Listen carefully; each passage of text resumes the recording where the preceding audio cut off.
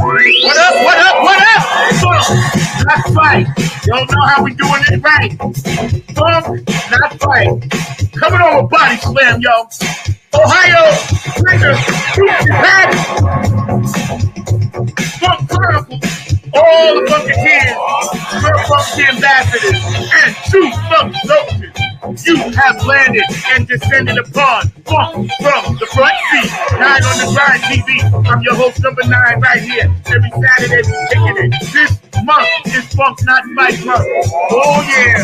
Nothing but the ambassadors of Funk on this week, yo. Oh, everybody bounce. Everybody say Funk Not Fight. Oh, we getting down tonight. Come on, clap your hands like this. New York City, my hometown. Bay Shore, shout out. Staten Island, Charlotte, Queens, Brooklyn, the Bronx. Oh, Jersey, you heard what's up, Donna? Give me a call. Love you.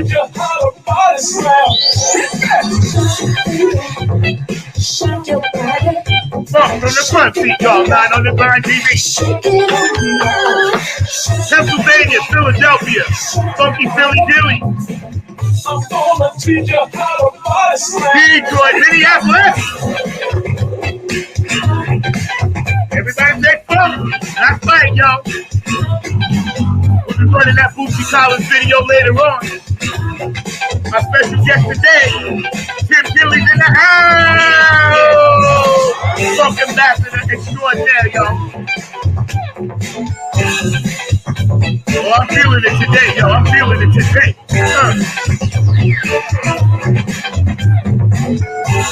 Shout out to all the true Funk soldiers around the world, holding it down.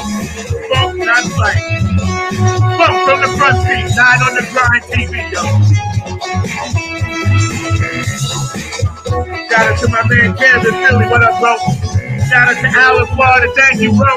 Georgia, DC, Chocolate City, home of the Funketeers Ball. Shout out to my man Gabe and Mike Hampton up in Detroit. I saw the EG, the IG. I'm feeling you, bro. Can't wait. I miss you guys. Love y'all. Y'all the Funk fan for life. Shout out to Keith Jackson, P-Funk Radio. Oh, Funk the Dome, the president. Ah, I got you, bro. All right, let's go around the United States. Oklahoma, we got you. Minneapolis, Detroit, Canada, Dubai, Chicago, Illinois, Kentucky. What up? I got a new fan over there. I saw the vote. Thank you. Let's pump this shit up. Oh! California, Robert Savannah. Oh, we got you. Chicago, we got you. New Orleans, we got you. North and South Carolina, we got you. Big love to my nephew, Pat Virginia. I love you, bro. We got you, man. You gonna beat that shit.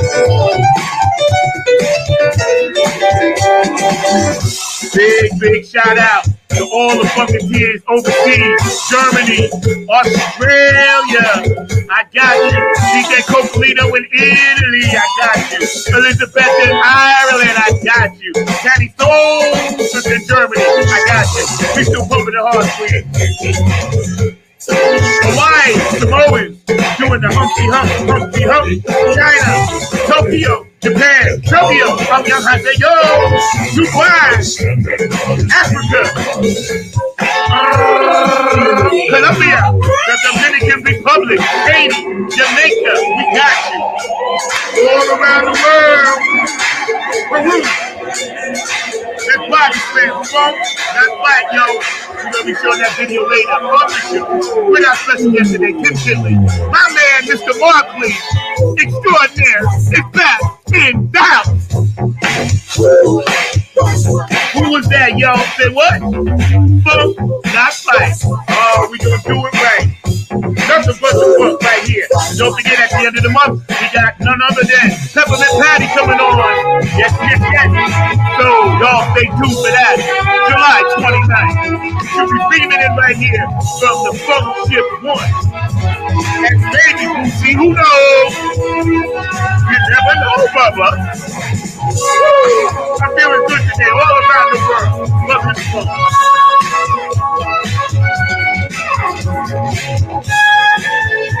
I love y'all y'all so much, man, and thank you for all the love and support. Tony Cam, what up? Shout out to the Nappy Funk Army 2.0. Y'all blew shit up the other night at the courthouse, man. Big shout out to OCMC. Yeah.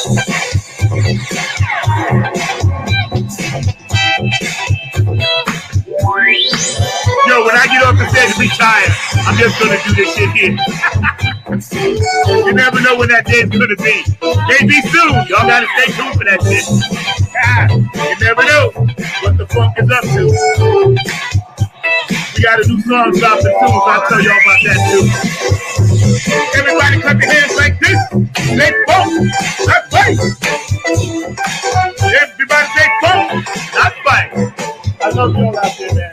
Nothing but the funk. Funk from the front seat. And on the Grind TV. We are upon you today. Just chilling out. I'm going to bring my man Mark Lee. Mark, you back there, bro? I need to see your face, man. Where you been at, man? You been vacating on me and ain't seen you in a while. You cheating on me or what? What's going on, bro?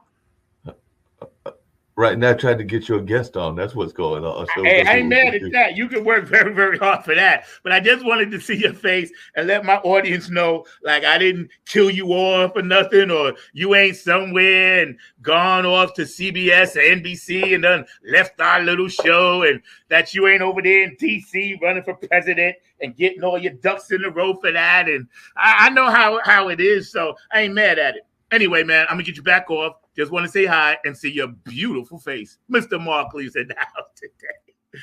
What up, people? How you doing, man? George the Funky Vinci down in Texas. I love you, man. Shout out for all the states that I did miss. I'm sorry, and I try to get y'all somewhere, but I be just running through stuff off the top of my head. Y'all know how I do. It's always a freelance thing, always an organic thing. This is Funk Not Fight Month on Funk from the Front Seat.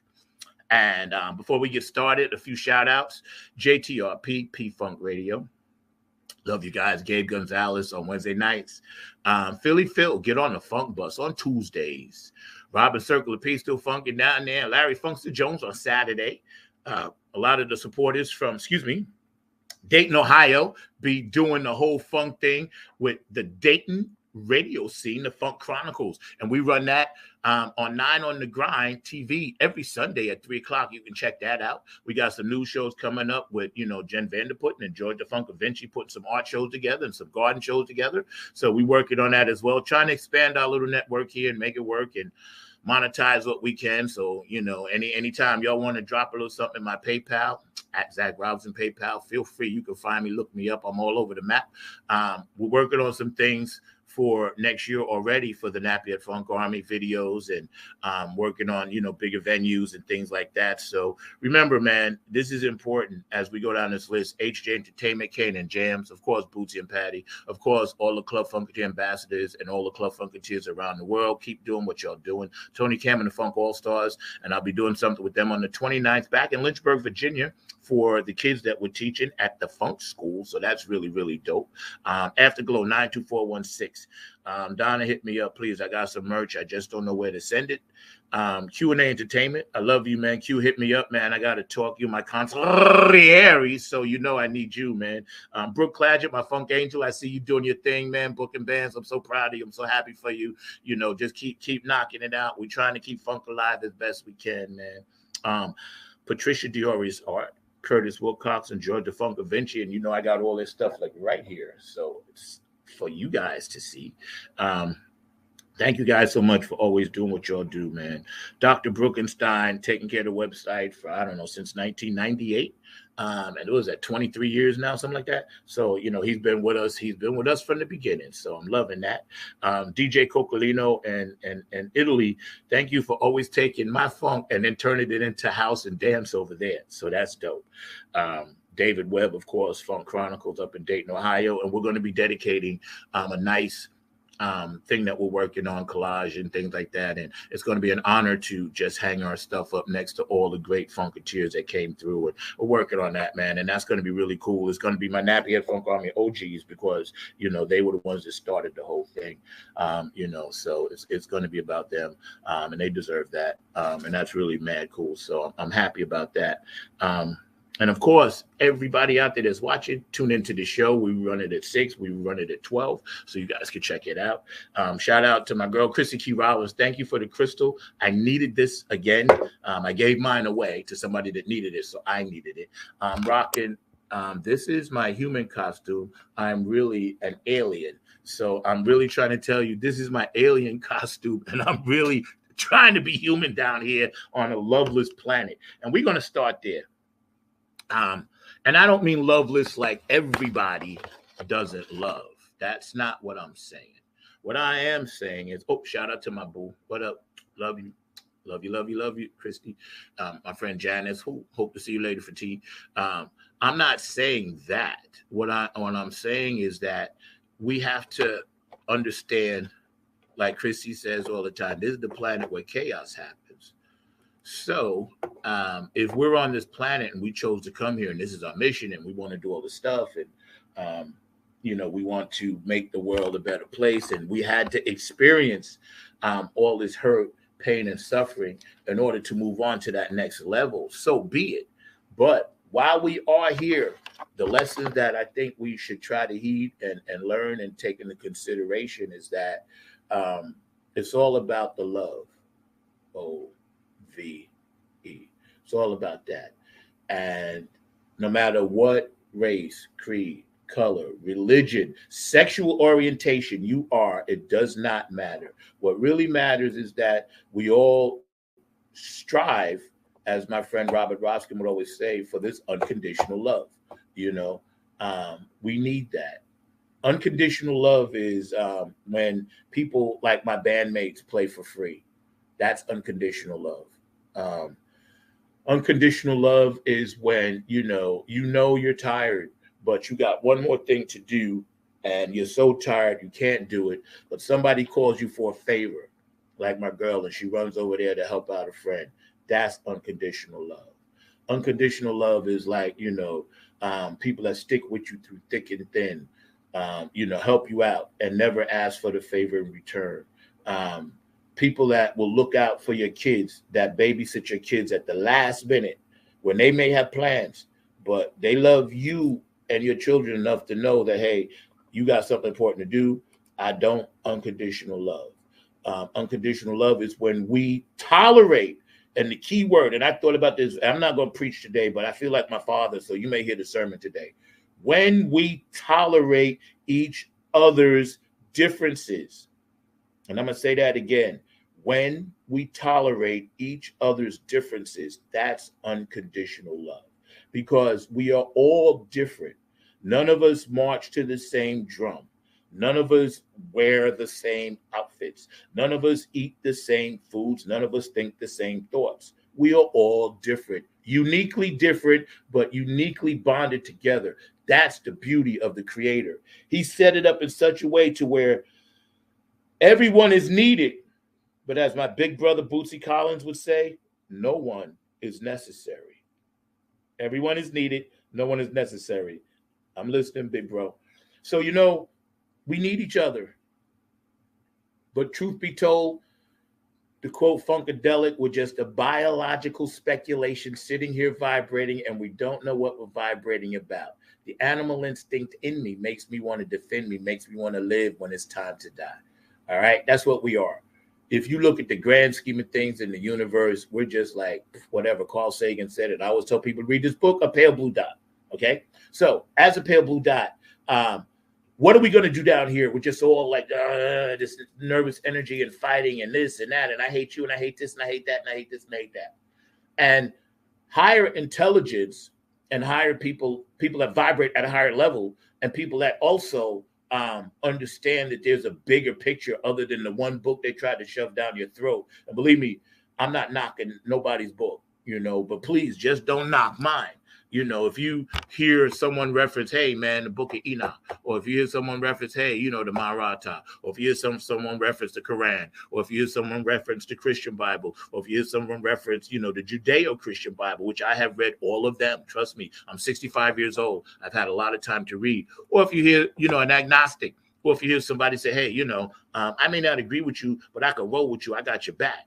Believe me, when soldiers and military men, and shout out to you guys, police officers, military, firemen, policemen, people that drive the ambulances, when they work together, they don't really care what the other person is. All they say, and I talk to a lot of people in those fields, they just want to make sure the other person got their back. And we need to take that concept and we need to transfer that to how we live our daily lives. We basically just want to make sure that somebody has our back, and yeah, I get it, Mark. We good. No worries, bro. I got it. We are trying to make sure that when we run across a situation, and as we learn and get better at these things, we don't overreact. Saad Guru teaches that. Billy Carson teaches that. And if you're ever in need of a good podcast to listen to Danica Patrick. Besides mine, listen to her. I'm trying to get her on the show, because she's like, she blew my mind, What up? What up? What up? Good morning. How are you? Have a blessed day. Thank you for tuning in. Appreciate you. When we look at people that are telling us all these good things, and all of the people that are doing this, what we feel is negative and dark energy. Like Chrissy said, the dark is really just the light trying to be the light. So sometimes we may need to show them. And I don't think we should let people personally try to harm us physically. But I think now in this country, we have gotten so soft when it comes to people saying things. It's not nice to say mean, cruel things, of course, about anybody or anybody's lifestyle or anybody's religion or whatever. No, of course, that's not nice. But at the same time, people are entitled to their opinions, right? So if their opinion is different from yours, there's no need to hate on them for it. That's my point. You don't have to hate on people for their opinions, because their opinions are their opinions. This is something that has been really hard for me to learn. I'm finally at that threshold. I'm at the door. It's ready to open up. And I might too have learned this valuable lesson. I cannot be judging others because of their opinions, because it's their opinion. And I've been on this track for a long time, and I actually felt some personal spiritual growth. And I really think that that's something that I personally needed to do. And this way I could go out and help others try to understand it and deal with that. Because I'm not a counselor, I'm not a certified therapist, or none of that. But I did work in healthcare for 22 years. I do understand psychology. I do understand the mindset of everybody across the board. Now I say, Dr. Brooks was back from vacay. What up, bro? I missed you, man. Sonia, what up, sweetheart? I love you. Love you, love you, love you, man. Yeah, so I think that qualifies me. I think that qualifies me, because when you can deal with so many people of so many different nationalities, especially in healthcare, anybody that's a nurse, and I know, Sonia, you want, we have to put all our differences aside when we're trying to make someone feel better. The industry that Dr. Brookenstein is in, the tech industry, he has to deal with so many different people, Love Jones, what up? Yeah, we have a lot of growth to do, but I see so much growth and positivity out there that I'm going to be on the side of optimism. I'm not going to give up. I think that we should all, fight the bloodstained banner and keep it live and keep it moving and keep us together as best we can without the negativity. So without further ado, Mr. Mark Lee, we got Tim Kinley on. I see you. We do have Tim Kinley on, so that's what I was going to do, is let you know he's on. I'm going to bring him on, get me off. Y'all can come back and get me on later on. But I know you just want to get some airtime. You're making up for your lack of airtime. I ain't mad at you, bro.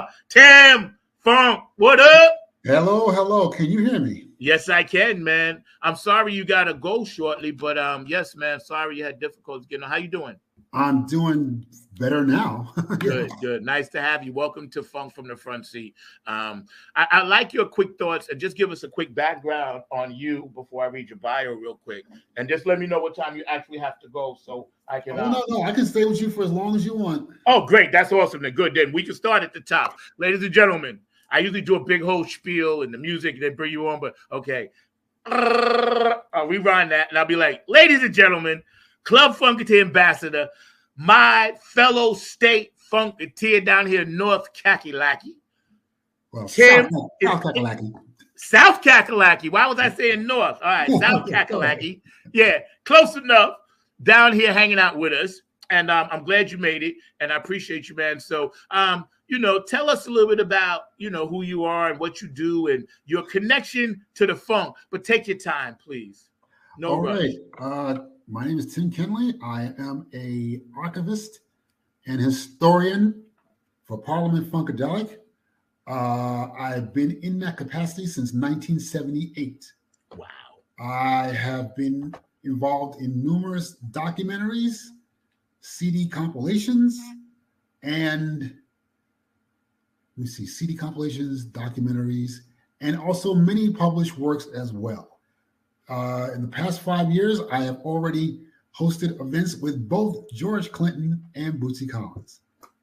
So could you speak up just a little bit? Okay, I'm going to try to. Okay, no worries. Or just sit close. Yeah, no worries. I forgot. No worries. Do you want me to? Can you hear me now? Yeah, it's a little bit better. Yeah, a little bit better. Yeah. Thank you. Okay, so yeah, that's basically what I do. That's basically what I've been doing since 1978, and hopefully the funk community has benefited from it. Yo, we got your back, bro. First of all, I'm honored to meet a fellow Funketeer. Every time I meet a new fellow Funketeer, I feel grateful because, the amount of energy it takes to do what you do since 1978, brother, I applaud you. People do not realize how that is and then still deal with your daily lives. So number one. Exactly. When I'm not doing this, I am a professional caregiver for my developmentally disabled sister, Lynette. So yes, it's a delicate balance. God bless you, man. And God bless your sister Lynette. And I can see you're a true funk angel. And thank you for sharing that, man. When you got into this whole music thing, first of all, you're originally from South Carolina? I was born in Brooklyn and raised in Queens. Ah, my God, that's what's up. See, this is why we connected. See, New York is in the house. There you go. So Patty kept telling me about you, and we was trying to connect. And I was like, okay, Patty, I'm going to connect. We're going to try it. We were playing phone tag, but I know she'll be happy because she sent me a text the other day. And she said, good job, to both of us. Thank you, guys, and all this other stuff. So Patty's always hitting me up, pushing us all up, man. And I love her and Boosie for that, man. What was your first experience listening to or finding out about the Parley of Funkadelic thing? March of 1978. Oh, this is going to be good. Yes, I was sneaking around the corner from my house to hang out with some friends. At this time, disco and dance music was the rage, but so was the funk. My friend had a tape that, we was playing, we were dancing in front of his house. To this day, I almost remember the sequence of the tape. The first song was Dance With Me by Peter Brown, a ridiculous classic. And then the second song was Flashlight. It stopped me dead in my tracks. I never heard any song approached or executed like that. I just kept saying to my friend, play that again and again and again. To this day, I still do not tire of hearing that record because it made me the Funketeer that I am today. Then you fast forward a couple of months. I was getting ready to graduate from junior high, and my sister was going into the 10th grade. So my older sister bought my second youngest sister a stereo with some records, and my parents bought me a little boombox. One of the records that she gave my sister was Player of the Year by Boosie's Rubber Band. And when I started to read the credits, I was like, that's the same names that are on that Parliament single. And I was like, okay, I'm starting to, I think I'm onto something here. Yeah. All right. So fast forward another couple of months, I hear about this great, slightly fast-paced dance record by the band Funkadelic. Now, mind you, I didn't make the connection between Parliament and Funkadelic because I had never seen them live. So when I saw this record, I was like, this is a great record. This is ridiculous. Again, the same names: George Clinton, Gary Scheider, Junie Morrison, da-da-da-da-da-da-da. And I was like, okay, something's up. So by the time that P-Funk dropped Motor Booty Affair in November of that year, I was completely hooked. That was it. There was no turning back. I spent the rest of the next year just ransacking the cutout bins for older Funkadelic records, because a lot of people don't know right now. You see records from P-Funk that go for like $50 to $75 a piece. People, let me tell you, during that time, 1979, I was getting P-Funk records for like $2, $3 a piece. My first copy of Maggot Brain cost $7. Wow. That's exactly how it was. Okay. From that moment on, I was a Funketeer. There was no turning back. Well, I know I'm probably a little bit older because I'm listening to your timeline and chronicle timeline of it when you first, the mothership first beamed you in and then did your thing, man. And you're getting some really nice comments. I'm going to read one of them. Great contributions to the music industry. Tim Kenley, yet you are such a modest, loving, kind gentleman. Tons of respect to you. Best wishes for your continued strength and motivation. God bless you. Thank you, sir, for that beautiful words. Yes, thank you so much. Any words of encouragement and appreciation appreciate themselves. Well, I think that when we look at that particular timeline of Brian McDonald had a comment. I'm not sure what it means. I think things fell through, but you're still my funk brother. Justin, what up? You remember me? We used to meet at the clubs where P-Funk was playing. So he said, hey, we used to hang out or something like that. I think the timeline, when that era was happening, music was starting to change. Like you said, you heard a backbeat dance song from Funkadelic. Now, their music was danceable, but Funkadelic, hit it and quit it. America Eats Is Young, and Miss Lucifer's Love, and Maggot Brain, and all of the harder edge stuff. Exactly. Right. And when I myself too, as a Funketeer, when I first heard the album Funkadelic, right, I was like, oh man, One Nation of just got it. This just gonna be banging, right? And it was banging, but I had to adapt to what they was changing to do because the music had changed. George always being a forward thinker, Bootsy a forward thinker, innovator. I was like, okay, this isn't much as about that hard rock kind of thing. They're kind of transitioning. I could hear Mike Hampton, doing different things with his solos and hear different melodic more. I just heard more stuff. The times had changed, the industry has changed, technology had changed, and I just heard a lot more stuff. And I'm sorry. Thank you, ma'am. I didn't realize because I get so many people. So Ms. Love Jones. Oh, I see it. Yeah, because I said, sir, I am very sorry. I never want to mistake that. Yeah, so please, you can slap me on Facebook if you want. I'll accept that. Right. I don't know who's sometimes. And that's my producer's fault. I'm going to blame that one on Mark because he should know. He should be telling me these things. Mark set me up just now. Oh, wow. I'm going to get you, Mark. I'm going to get you for that. No, he didn't. But back to what I was saying, and I apologize, ma'am. Back to what I was saying, I think we all had figured, okay, it was just going to be one way. And then that's when I realized, even as a musician, that you have to change. Of course. You have to adapt, and it's all come full circle now because, look, here we are, man. Exactly. Tell me, Club Funketeers, when did Patty approach you about that? When did Patty what? I'm sorry. When did Patty approach you about being a Club Funketeer? Shortly after the event we had here with Bootsy Collins in 2018, we started, Patty and I and Bootsy and I, we started, continuously checking out with each other. And she came up with this idea with the whole thing about, the Club Funketeers thing. Obviously, I wanted to be a part of it because I want to be a part of anything that helps the funk to enrich itself, always. So we started talking, and that's why I landed here right now. I'm a proud Club Funketeer ambassador, and always will be. The amount of Club Funketeers around the world, and we all connect, is such a beautiful thing, because I know I was sitting on my porch during COVID, just sitting there playing my bass, just watching people go by, social distancing, locked in my apartment. Bro, it was brutal. I get a call, and I was like, Patty Collins. I was like, this got to be some kind of mistake. I said, she can't be, because she must have not meant to call me. I said, there's no way she's reaching out to me.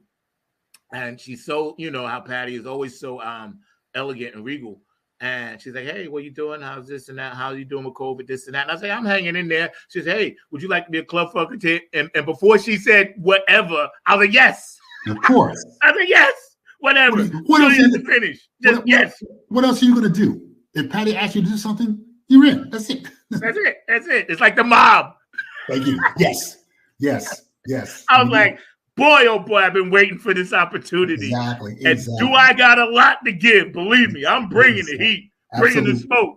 They ain't gonna want none of this smoke when I'm finished with it, because I'm gonna bring so much Club Funketeer ambassador smoke, So yeah, absolutely.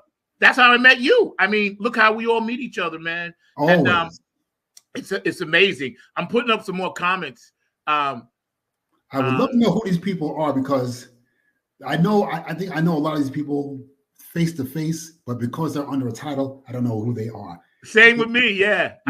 People, they got their nicknames and stuff, so I'm like, ooh, okay. Exactly. I know. Now, Brian and I stay in touch. Most of the people here, for sure, I'm friends with everybody here on Facebook.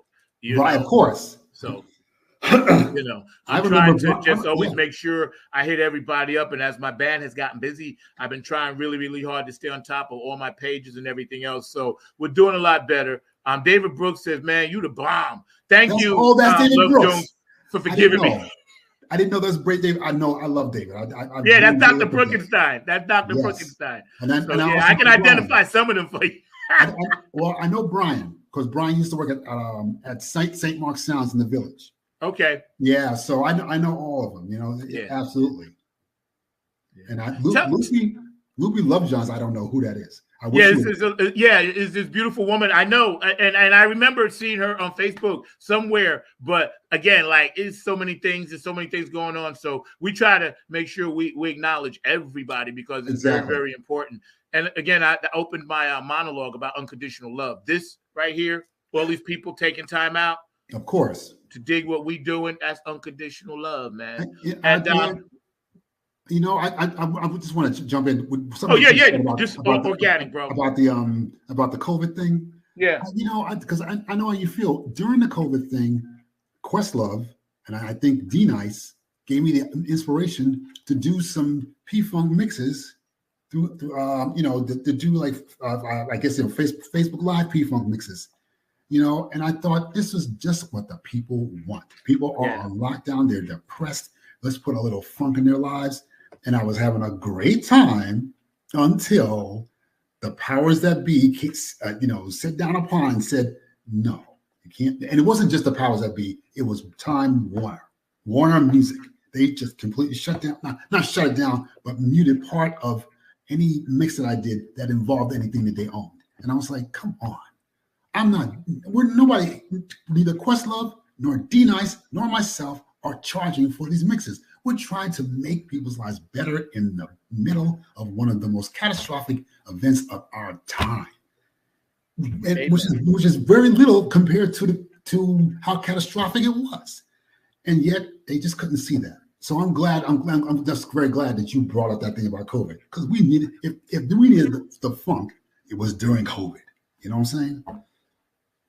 I think when you say catastrophic, I think you're definitely pointing out something that was undersold and overbidded, if you understand what I'm saying, because we forget we're still in a kind of malaise, you know. We're still post-COVID PTSD-ish, trying to find our niche again. Right. You guys are blowing up the chat line. I love y'all. Keep it up. I'm gonna put them up. Boom, we roll with it. And I think Funkadelic and P-Funk gave us a sense of hope, because we realized, you know, you may be in South Carolina. I may be in North Carolina. Sonya may be in Texas, you know, and we all still had that thing, funk. You know, they couldn't take that away. No. They couldn't stop that music, because the internet said, listen, here's the one good thing y'all could do with the internet. Now you can all connect. Of course. How did you feel about that?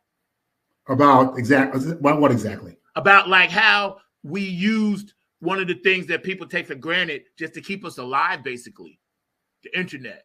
Oh, shoot. I was using it all the, you know, everything was closed down around me. You know, my sister's program was shut down. The library was shut down. Everything was shut down. The only thing that kept my head together was being with Donna McCoy, one of the greatest women you'll ever meet, and one of the most devoted Funketeers you'll ever meet. So, you know, she's been a diehard Funketeer since 1967. Okay, so for her to be in my, and you know, for us to share our lives and to share it with my sister, that kept my head together. Funk, of course, kept my head together. I don't think there was a day during the hardcore moments of the pandemic when I wasn't listening to P-Funk. I had to. If I didn't, I don't know where I'd be. Yeah. You want to talk about PTSD? Forget it. If I didn't have Funkadelic in my life, I don't know where I'd be. Yeah. I know that when we started reconnecting and really blowing up the Club Funketeers was during COVID. Yep. Because I connected with Cheryl. You know, I connected with Patty and Bootsy. I started connecting with Sonya, Keith Jackson and, George, Dr. G, George Darden, and all these people, because the Funketeers ball had gotten canceled, obviously. Yeah. And so everybody was like, wow, where am I going to go? What am I going to do? This and that. And people was trying to do virtual things. And some of it was good. Some of it was not so good. But everybody was basically very kind, because when I saw a lot of things that didn't really work well, and people didn't jump on them or nothing. They just said, hey, we realize, hey, everybody trying to reboot. So let's just try to all be positive. That's where it comes down to, this unconditional love. You know, I saw more of that during COVID. Now we need to get that back. It's a shame that, no, it's not a shame, because I guess it's just it's part of humanity and part of the human condition. When people become more compassionate, more thoughtful, more aware of their surroundings in the middle of a disaster, in the middle of a catastrophic event. And I can't take that for granted. But you're right. I do believe that we should try and bring back that compassion and that understanding, not take it for granted, because COVID can happen again, or some kind of equivalent to COVID can happen again. And we shouldn't use that type of event as an excuse to be compassionate. Let's just be compassionate 24/7. Let's be understanding 24/7. Let's look out for the people next to us 24/7. You know what I'm saying? I think going forward, and we're going to address the elephant in the room in a minute. We're hanging out today with, my funk brother, Tim Kinley, and he is a righteous, down-to-earth funk brother, obviously a caregiver to his beautiful sister, and also this man cares about humanity. I know, because I talk to him. He cares about humanity. He is like my brother. And Zach Robinson is one diehard, compassionate, and very patient Funketeer. because he didn't yell at me. I hope before this happened, and he was very understanding. Yeah, I tell you, I just yell at Mark. I didn't yell at you. I'm never gonna yell at my guests, but Mark be catching my shit all the time. God bless him. This brother should have killed me 3 years ago because I yell at Mark all the time. Off air, I am a raving lunatic. And Mark knows he's my brother. But bro, I didn't yell at you. I just simply did. I gave him your number. I said, get him on the air. Exactly. Shoot, Mark should have killed you before COVID from what you're saying. Hey, Mark you think I'm paid. Mark has the patience of Job. He's a reincarnated Job. I'm telling you. Mark is one of the best, like you, grooviest human beings I ever met, man. And everybody that knows Mark knows. Yeah, exactly. I'm glad I'm able to do more of this. I would love to try, get my philosophy out there. But not just my philosophy, but and by the way, obviously I have to give a shout out to the APT page because right now I believe we're 18,000 members strong, and we do nothing else other than promote the P-Funk. That's it. Nothing outside of it. Yeah. And that needs to be done because if we do not keep this funk alive by any means necessary, like George and Bootsy and Bernie say. I watched a doc on Bernie the other night. He was in another country. It was about an hour and 20-minute doc, a great doc, kind of like at the end of Bernie's journey here. And he just got into some really deep things about music and, things. And I watched another one on James Brown when Bootsy was young and they were overseas playing. And these things are out there now. So for everybody that wants to keep funk alive, man, y'all can keep them alive. We're hanging out today with Tim Kinley. This brother is just one of the greatest brothers. And this is just the first of many segments that we're going to have with him. But right now, I want to hear, I got this covered, Mark, so you don't got to worry about it. I got it. I want to hear my guy, Keith Jackson, and we're going to see what he has. This is Keith Jackson with P-Funk Radio, inviting you to check out my brother Zach Robinson with Funk from the Front Seat. Saturdays, 12 noon on the East Coast and 9 a.m. on the West Coast. It all happens on 9 on the Grind TV and also on YouTube. Great guest, great conversation each and every Saturday. That's Funk from the Front Seat with Zach Robinson on 9 on the Grind TV and YouTube. Check him out. Hey, it's Chrissy Key Rollins here with Holistic Restoration.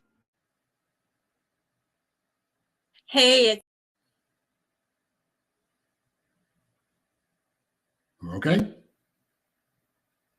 Hey, it's Chrissy Key Rollins here with Holistic Restoration, inviting you to check out Zach Robinson with Funk in the Front Seat.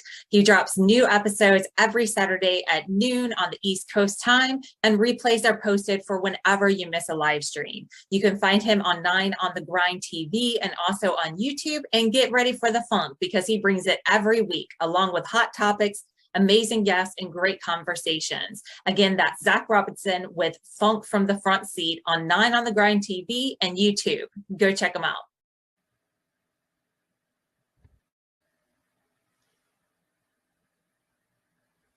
Love her, man. She does a lot of good things. Hey, this is Jen Vanderputten. But it's been doing that lately. And, hey, this is Jen Vanderputten, writer of Code and Prose. You are watching Funk from the Front Seat with Zach Roberson. Tune in every Saturday at noon for excellent and important conversation. I got one more. Mr. Joe Keys, my guy. Love you, Joe.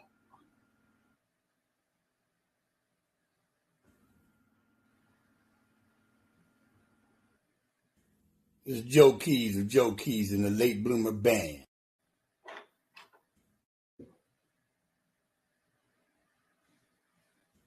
This is Joe Keys of Joe Keys and the Late Bloomer Band. Just did a show with my man Zach. Number 9. That's right. Number 9's got it going on. Check out Funk from the Front Seat. Zach Robinson. Serious good vibrations, y'all. What we need. Peace.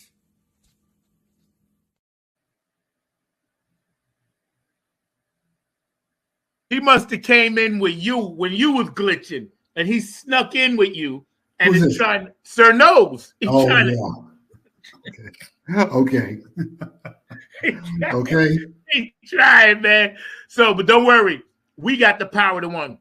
Absolutely. Before we watch this video, we're going to check this out. But I want you to tell our audience and explain to them, what does Funk Not Fight mean to you?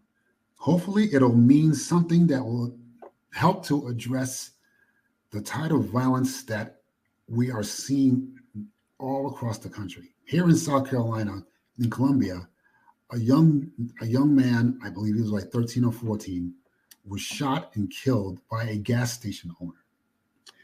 And it was later found out, it was suspected that he had stolen something, but then they examined the video footage and found out that he had not stolen a thing.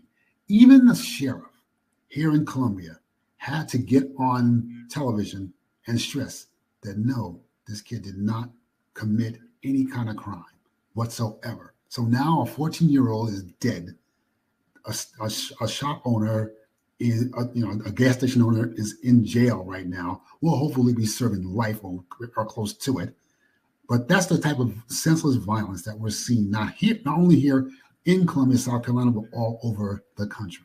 It may be a byproduct of what we have with COVID, but it's still a situation that needs to be effectively addressed, not just, not with any kind of meaningless platitudes or anything like that. It needs to be effectively addressed.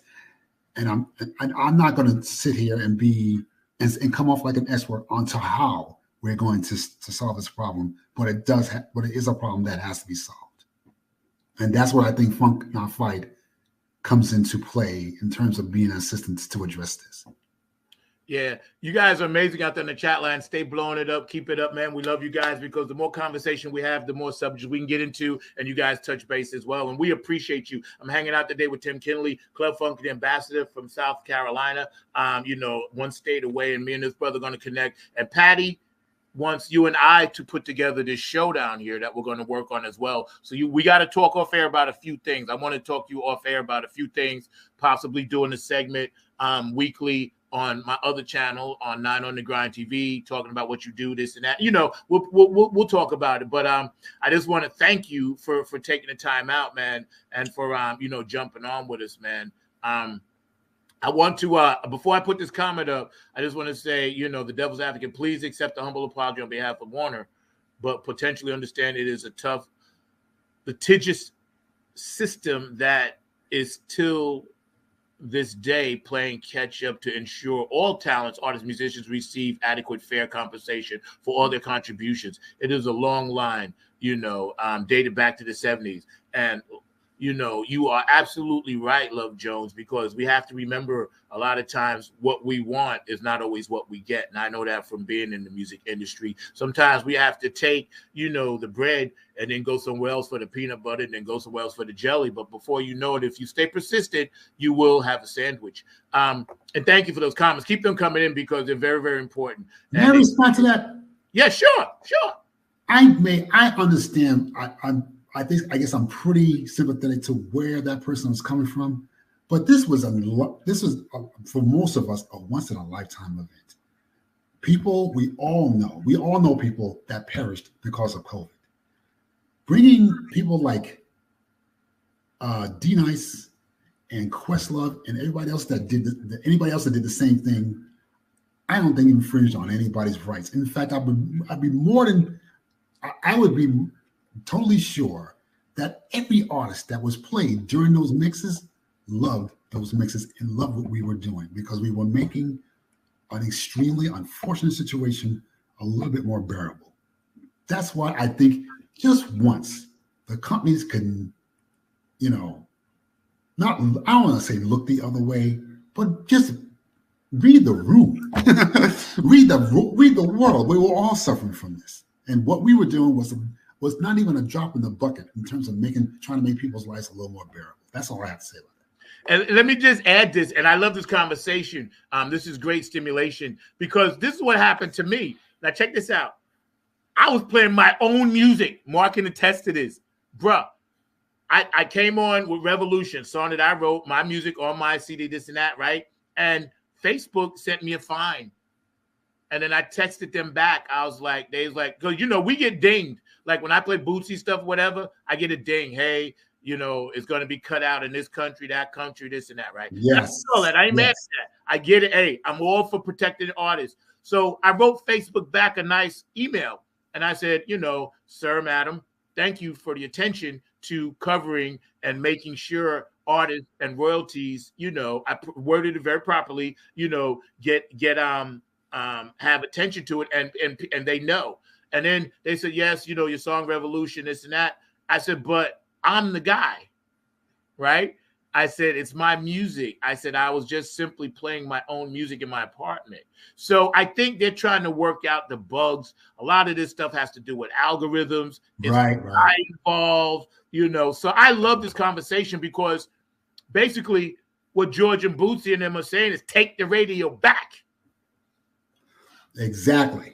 We're going to take it back. You said that you grew up in New York, correct? Yes, sir.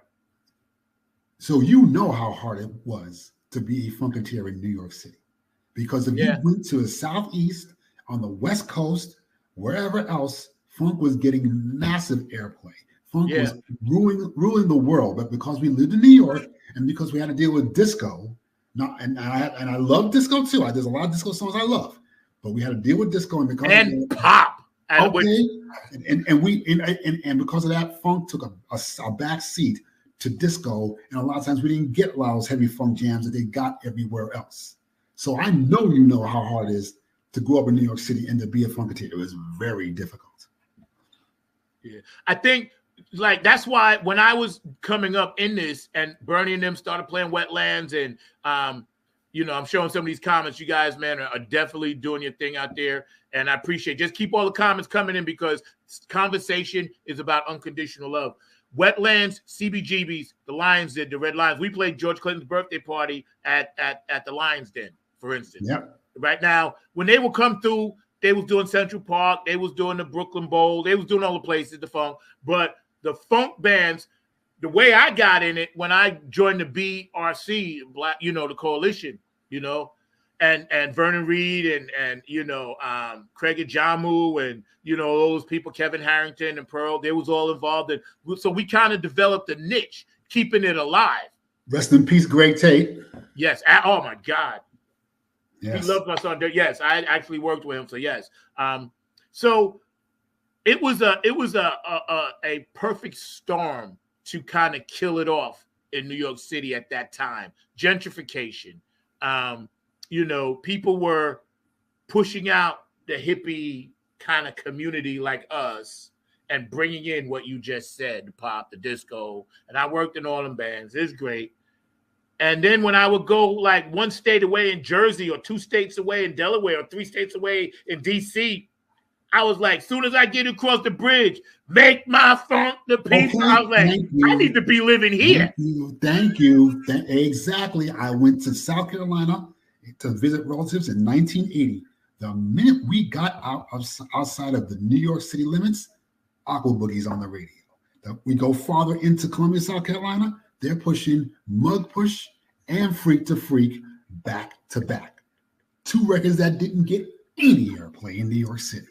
So you do you do the geographical thing. You do the Carmen San Diego thing. If Carmen San Diego had to try and find the funk, you go out of New York City. That's for sure. Yeah, man. And see, those artists will come in here and there. Like I would see Funkin' come through to New York once in a while, or Enema Squad on Long Island when we were playing that. And I was like, man, these guys are coming to give us something, and we're trying to do it here. Let's all just work together. I wanted to show the brother who just made that comment. Keith, you're going to dig this. This is an original from Rhythm Republic, right? And you can see on the bottom, I'm trying to show you where it says Wetlands. Right? This is how we used to. This was our Instagram.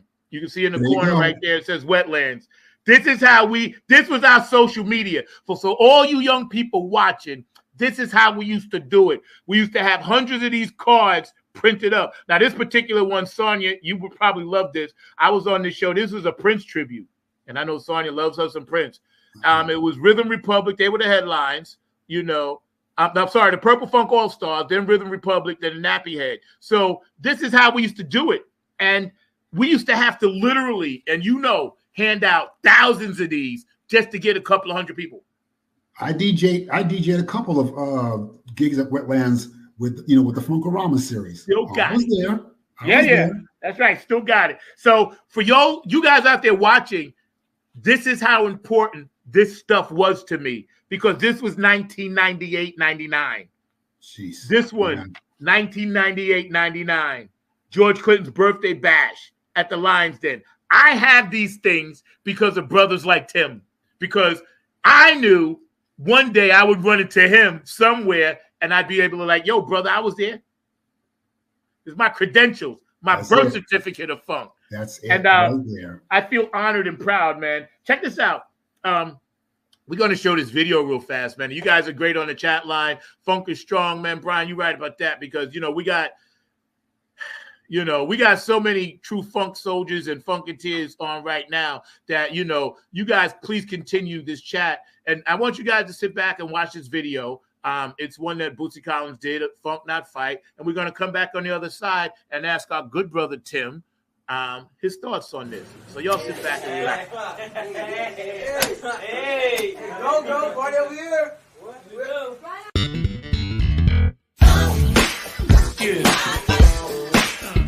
I'm not a fighter, but I'm a lover. This kid named Money, he was always broke. He slipped down with my woman, and that ain't no joke. She meant the world to me, and that was no mystery. But when it got down to it, I had to funk him to his knees.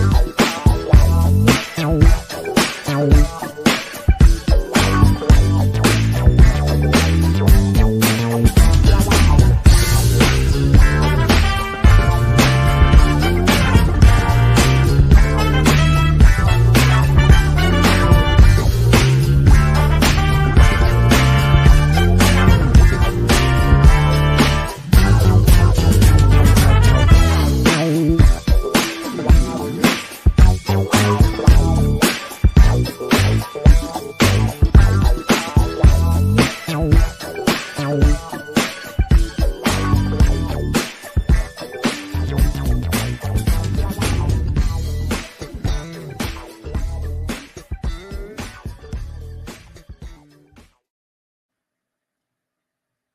you go.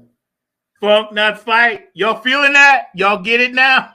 You true funk soldiers on this line, take this unconditional love that Tim is putting out, that I'm putting out, that Mark Lee's putting out, that all you guys are putting out. I'm telling you, we can do this. Absolutely. We can do this. Absolutely. Funk, not fight. Come on, y'all. We got some great comments. We're going to get to some of them in a minute. Then I'm going to ask you your thoughts on the video. First of all, I wanted to go back to my man. He said, Funkorama, the wetlands, and nothing but the funk. So Keith, man, I love you for that because, bro, people don't even remember that. And thank God, man, you can bring that up because that warms my cockles of my heart. Smoking joints in the parking lot, they're going in and just getting completely funked up. Right.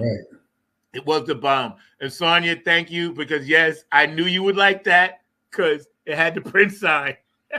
So thank you, sweetheart, for that. My guy, Al Rashad, I got to shout him out because Al, of course, this brother, man, I played with him back in the day, him and Jeff Robeson. And I just want to shout out real quick and we'll get back to this, but I got to shout this brother out because I just sent him some tracks down there. He made sure some sax work got done. He played bass guitar on my new track that's coming out, Flag on the Funk. This brother, Al Rashad, and his son, John, is one of the most insane type of nastiest mugs out there. And trust me, follow his music, follow his brother, follow his son, John, and their music is just insane. So that's all I can say. And he plays on my shit, so trust me. He hooked me up with the dope sax player. And yes, Marcus was in the house with the funk. Yes. Absolutely. And Sonya, thank you for this comment. Love the video. Amazing artist, funking it up with Bootsy. Bootsy's the man. You know, he does what he does, man. And you know, they're all our big brothers, aren't they? Yeah, man. Hold on. Let me get to Brian's comment real quick. DJs played on the radio. What people wanted to hear got paid instead of playing real hits. Yeah, you're right about that. And that's why we got the internet now, bro, because we're going to change all that shit. Dennis Chambers, Victor Wooten, Marcus Miller, Cindy Blackman, Rhonda Smith, Phantasma. Wow. Yo, Buckyhead. How can you go? You know what I'm saying? Not to mention Bootsy. He's coming off. You know, Bootsy's so cool. He'd be like, listen, you guys can start the game. I'm going to come off the bench and still drop 30 on you. Okay. That's it. That is it. Yo, can you imagine? Yeah, that was dope. Thank you, man. Thank you, Dr. Brooks. Love the video. Can you imagine the auras and energies in that space when all them cats was putting that together, even though they could have been in different spots, but just theorizing in a perfect world, Victor Wooten, Marcus Miller, Bootsy Collins, Cindy Black, just those beautiful men and women. Just my God. Which is probably the reason why that song sounds like a continuation of, I don't know if you remember Bass Rigged System from the what was it, Worldwide Funk LP?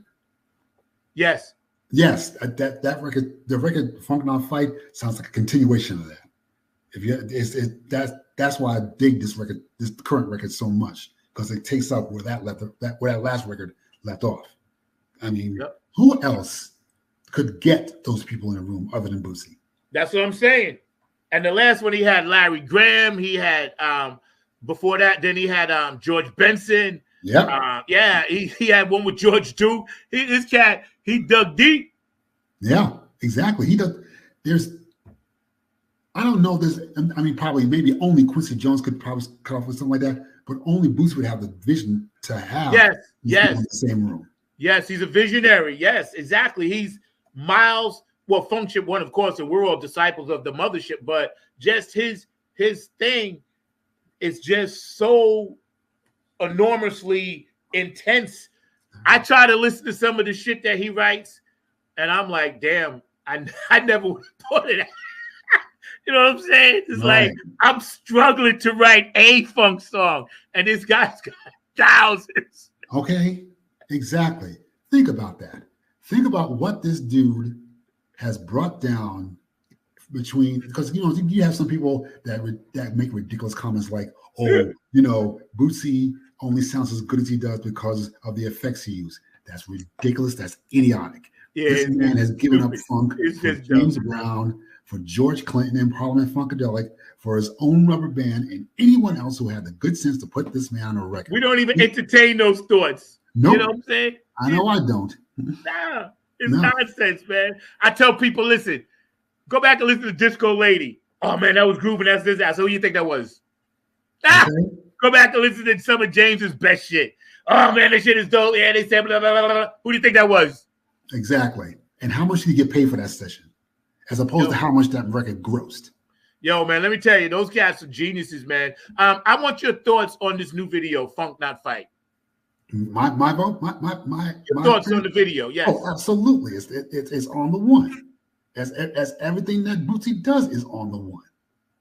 You know, he brought everybody together for a common cause and didn't leave the funk out of it. That's all I need in my life. Dr. Brooker said the power of the one, Bubba. Now, I don't know who, we need more of that collective funk spirit. I believe Tim shot the video. Did you shoot that video? No. No, I think that was, what's his name? Uwe. Uwe. Oh, right. See, I've been trying to get him on the show since like last year, but I know he's going to come on eventually. I'm going to let this comment ride. Please rest assured you are coming into my radar. Has been no coincidence. Know that you and this movement is of utmost importance to my heart. For you are at the heart of soul and funk. It is my intention to strongly advocate and support you all. Thank you. The way. God bless. You rock now. And now I'm sorry, it's very, very small for you. Oh, okay. Let's see how heads can unite, communicate to mitigate the best solutions for the great effort. Forgive me for my reading, but when it comes on my screen and on the bottom, I'm trying to really read it really small. So thank you for that, Love Jones, because, we need more positive attitudes like that. Can you ask her? I don't know. I know people want to go by their internet titles, but since she knows me, I'd like to know who she is because I know I've come across a lot of hundreds of Funketeers over the years. And I would love to know who she was. Yeah, she's probably somebody I encountered in New York. Maybe she'll reveal. I know who she is. I swear I do. Because I know I connected with her at some point, some kind of way. Because I just be sending random shit out to Funketeers. If you got the P-Funk sign up and I see anything with P-Funk or George Clinton or Bootsy on your page, I'm probably going to hit you up. Hey, what up, friend? Thank you. Exactly. Yep. I want to get back to something that is very cool that Brian brought up. And let's try to look at this from two different sides. Like, now that we're in this era, how do we optimize Funketeers earning money and getting paid? And I would like your thoughts out there in the chat line. How do we do that? That's the one thing that's very hard. I think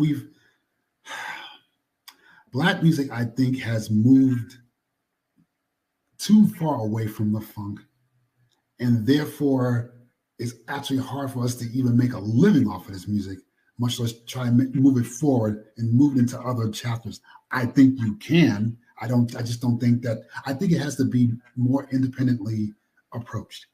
Like what you're doing, what other people are doing in terms of promoting the funk or promoting their own funk. It has to be more independent because funk has gone back underground now. And I think the only way for it to survive is through independent, more independent energy, I think. Yeah. It's hard. It's funny you say that because, starving artists, I can tell you what that's about right now, right? And this is not saying the struggle ain't real for everybody, but just trying to do the music thing, it takes so much revenue just to, try to earn back a little bit. Merchandise, and then you got to worry about paying the band, and then you got to worry sometimes you may have to bring sound and rent equipment, and just it's so hard right now being a band leader. It's not like it used to be where cats were like, hey, I'm down with you, let's just go. It's like now people want to get paid, and I can't blame them. They're working hard, they're doing this music, they want to get paid. This is why I really work in the studio with just like myself and two other people. I'd love to have everybody come in, but I can't afford to pay them. Exactly. And it's sad. It's not like a band used to go in and record everything, and it's now technology. Exactly. I don't expect anybody to make the kind of sacrifices that I may make personally. For example, the George Clinton and Bootsy Collins events here in South Carolina, I didn't get paid for that at all. And I did not want to get paid for that because for me, that was my love letter to this. It was, as far as me and Donna are concerned, that was our love letter to this band. And to get paid for something like that wouldn't feel right at all. Yes, same. They paid me more than enough, 500 times over. That's why I tell people, they look at me like, how can you be tired from a show and be like, okay, ready to go. I'm ready to go do another show. That's what I say as soon as I'm done with a show. I tell them because, listen, I would do this for free. The love of funk music and performing and playing and being at funk concerts and seeing other funk acts, I'm telling you, there's not a funketeer out there that performs that wouldn't, or that does artistical work like yourself, that wouldn't do it for free, because that's just who we are. I talked to Keith Jackson, and he calls it a labor of love. Shout out to my guy, Keith. I love you, bro. Of course. That's exactly what it is. Yep. It made us who we, hell, I wouldn't be the African-American I am now without the funk. That was a music that in my view, gave us aspects of our character that I don't think we even knew we had. You know what I'm saying? I think it gave us a purpose. It gave us our outlook. My outlook on life is totally defined by the funk. And I always say it like this: funk is the center of my consciousness, and P-Funk represents the center of that. When I listen to those words you just said, my soundtrack is defined by all the music we grew up with, and then to individualize it and hone it in, it's funk. Exactly. I was coming to my own 14, 15, 16. Funk was coming into its own, coming out of the James Brown, Sly, and Hendrix era. Earth, Wind, and Fire was coming into their own. I heard a song called Mighty Mighty. I was like, damn, they're allowed to play music like that? They can make a 15-minute song, one song? I was like, are they? I literally went to my older brothers and sisters that was mentoring me, and I said, are they allowed to do this? You know what I'm saying? Thank you for saying. See, that's the thing. You were so lucky because, regardless of what kind of relationship I have with my brothers and sisters, they didn't nurture me in this. Funk was something I embraced on my own terms, and that was a great thing. That way, no one could distract me from how I felt about the music or the emotional connection I was making to the music. So that's a good thing. Yo, brother, I'm loving this interview. Everybody's so sweet and kind on the chat line. We all just doing our thing. Mr. Mark Lee, I wanted to get you in here, man, and get on some of this conversation because, we have such an amazing audience out there that's watching. And those of you, please continue to support us. Funk from the Front Seat, 9 on the Grind TV, every Saturday, 12 p.m. Eastern Standard Time, 9 a.m. Pacific Time. And Prince was smart and told us the audience what was up, and you're absolutely right, because even though we're jumping back and forth, these two conversations have a lot to do with each other, as it brings us to funk, not fight, because we're still holding up the bloodstained banner, boom, the Funketeer, boom, the R&B flag, boom. All of us that are Funketeers are holding it up. So, hey, Zach, real quick. Mark, jump in, man. Yeah, Zach, I was going to jump in because I was actually doing a little bit of reading on this powerful brother, Mr. Tim Kinley, and a little bit of the things that he talks about, including his filmmaking and all in that space. And actually read a interesting quote that you had. I think it was on Facebook or some other dialogues back and forth, but you were actually talking about an artist that I had the pleasure of seeing perform many years ago as part of the Blues Festival, and a lot of times people don't recognize his legacy and his connection to funk music and everything. But I'd love to hear some of your thoughts around none other than Bo Diddley, because that is who I was reading that you were talking about on one of your posts, and his kind of connection to rock and some of the things that we've even brought up before, which is that sometimes folks get a little bit too much credit that they don't necessarily need, and all in that space. Not knocking some of those folks, but definitely the Bo Diddleys and the others aren't always admired as much as they probably should be. But I just wondering your thoughts about that. If anyone has injected the tribalistic feel of music into rock and roll, That's Bo Diddley. He really brought it down to some tribal roots. Not to mention the fact that I believe he had one of the first female drummers in his band. That's pretty deep for somebody who was starting out the way that he was. I have the utmost respect. I know somebody who used to play with Bo Diddley. I believe his name is Scott Smith. And we every now and then we get into like conversations about Bo Diddley and people of his generation. I have the utmost respect for him. I don't think you can have a comprehensive record collection and not have Bo Diddley in it. If you don't have any doubt about Bo Diddley, there's a serious hole in your collection and you need to fill it. Well, I'm going to tell you my Bo Diddley story, Mark. Yeah. I grew up on Bayshore, Long Island. Bo Diddley's son, Danny McDaniels, went to my high school. Wow. And Danny and I was tight. We used to hang out. And we just knew him as Danny's father. Right. Even though we knew he was Bo Diddley. Right. And we knew the type of music he did. And because we were in our teens, it really wasn't our thing. But the most important thing is we learned, we listened, we honored, and we respected, and we acknowledged what came before us, because that's the way our generation was taught. See, now it's a little different. Some kids have it, some kids don't. But back then, it was a given that you looked up to the elders. It wasn't like something you had to ponder and think about. In church, you looked up to the elders, the musicians. In the street, you looked up to the elders, because that's the way we were raised and taught. So when you mentioned the Bo Diddleys, the Chuck Berrys, the Little Richards of the world, like Tim was saying, it's in me. It's already in me. Little Richard wore this first before Prince. Little Richard did this first. So it is in me. It's going to always be there. So in my humble opinion, Funketeers, we carry all of that tribal stuff like Tim was saying.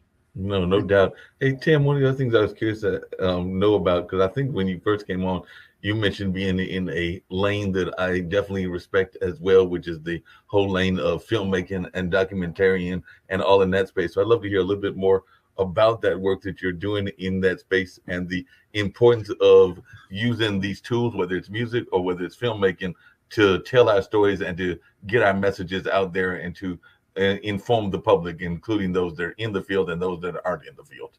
I did video for Parliament Funkadelic from 1994 to around 2002. So I think we're talking about some 70 hours of footage. Wow. Unfortunately, a lot of that footage was lost in my move to South Carolina. Some of it is on YouTube. You can see, you can still see some of the stuff that I've done on YouTube. That's a great thing. I always thought that it was fantastic. You know what really inspired me to do this? In Japan, for example, John Coltrane's Village Vanguard recordings are available in Japan complete. No edited, nothing edited, is completely there, only in Japan. When I heard about that, I was like, you know what? I'm going to do the same thing with P-Funk. I'm going to try and document this band in a way that's almost unprecedented. I want to make sure that, because I still have some masters of some of these gigs myself. I still have them for myself. I still have them in the collection. And I want people to understand. I want people to understand what kind of progressive entity P-Funk represents. I'm going to give me a little moment for a minute. I want to just kind of get more broad-minded about this. If we were to assess all of the movers and shakers in popular Black music from the start of what we can call the rock and roll era, from 1955 on down, every one of those people, every one of those individuals met a particular criteria some point in their careers. And that is, they've all scored top 10 songs or top 10 albums on either the Billboard Hot 100 or the Billboard Top 200 singles charts. Right. Everyone except for Parliament Funkadelic. no top 10 singles, no top 10 albums, no Grammy nominations, no American Music Award nominations, not even an NAACP Image Award nomination, no cover stories on Rolling Stone, no cover stories in People magazine or any of the pop culture mags. They didn't penetrate the white pop consciousness in the way that every other mover and shaker has done. And yet, fast forward to 2023, Parliament Funkadelic is one of the most influential bands of the 20th century. That's just a simple fact. In the history of music. Thank you. And that's why I went forward so much into trying to document almost every move they make. You can go to a bookstore and get books on damn near the Beatles' whole history on a daily basis. Mm-hmm. We need to be the exact same way with Black music and especially funk. We need to be that way with every underground musical movement that Black people create. Amen. I had Danny on a couple of weeks ago, and he did that book that's coming out. He's going to come back, and it's deep. I am looking forward to that book a lot. Yo, man, I'm telling you, I got a little few behind the clip excerpts of it. Yo, let me tell you, him, people like that are doing this, we trying to just push this thing. That's why I know we're going to succeed, because God gave you the will and the strength to actually do it. And everybody on this thread is down with this 100%. And Absolutely. I know they are. I know they Absolutely. are. I know they are. I'm glad you're doing that book, because it would be, because I know a lot of us listen to these P-Funk records like, who is that on bass? And we like to guess, we do guesstimates. That doesn't work. I've been corrected so many times in terms of who I thought played on a particular record. So I'm glad he's coming out with this. Yes, me too. Because I know there was times when Boosie would play something, and then you hear a little bit of, say, maybe George said, okay, Boogie's, just do this part there. You can hear the two bass lines melted together. So we always played a game. We never knew if he was right or wrong, but we said, hey, who's this? Who's that? Exactly. I didn't. Okay, Mark, if you want to, I know Mark want to say something. Oh, yeah. I was going to ask you a question, because Zach knows this about me and everything, but I am a lover and becoming more of a lover every day of funk music, and definitely Zach has brought me into this fold and everything. But I have historically been a fan of jazz and blues for a number of years because of my own family history and radio history and all of that. But I actually think that there is a intersection, and I'd love to hear what your thoughts about this, that isn't talked about enough between funk and blues, which is that whole notion of Southern soul. Because when I look at the Line Dancers and I look at a number of others, that is an intersection that I don't think is analyzed enough. But I'd love to hear your thoughts about that, Tim. My personal opinion about that is, I think that we have to look at the evolution of Black music in a different way. I look at what we've done, what we've accomplished since the birth of rock and roll, before, as the evolution of blues theory. Mm-hmm. I think we're talking about in the 50s. In the 40s, you get the blues. In the 50s, you have rhythm and blues. In the 60s, you have soul. In the 70s, you have funk. In the 80s, you have rap. In the 90s, you have New Jack Swing. Yeah, I think we're looking at just an evolution of blues theory. Blues is running through. It might be thin in some interpretations, but it's all running through all of that music. You're going to hear blues chords and funk, in soul, in everything, in rock, what is speed metal? But blues chords speed it up, And I think we always have to remember or be cognizant of the blues factor, or be cognizant of blues theory. I know I always try to be cognizant of that. I always find myself gravitating more to those who represent or are dedicated to that evolution.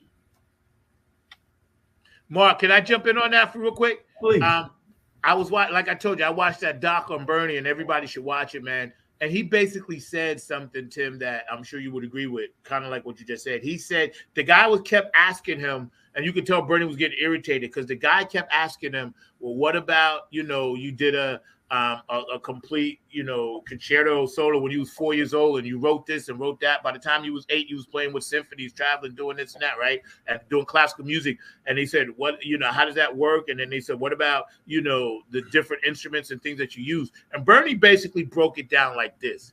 and I listened to this very carefully.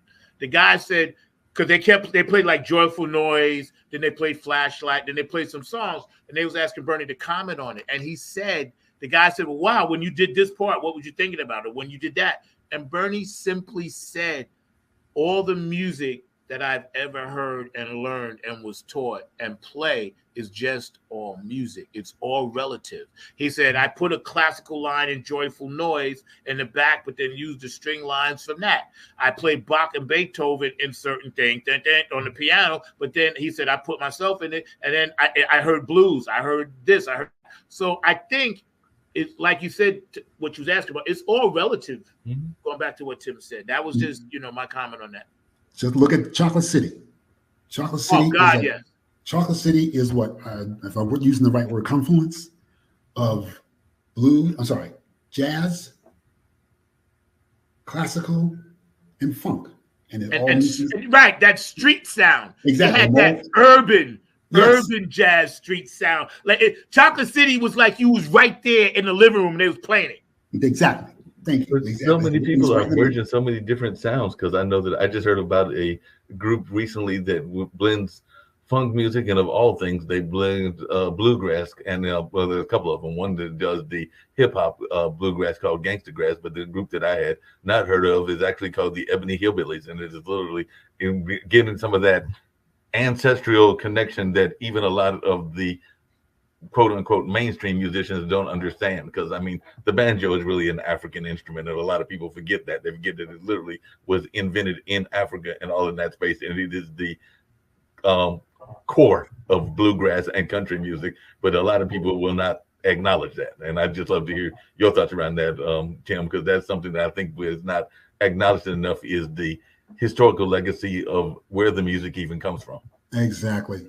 And you just acknowledge it, so you good. It still goes on today, as far as I'm concerned. In fact, I'm gonna slide off the track a little bit, because you were talking about the banjo. Mm-hmm. I don't know. Zach may know that the track "One Nation Under a Groove" originally featured a banjo. Yes. So. And who says a funk band can't play rock? There you go. You know what I'm saying? Yep.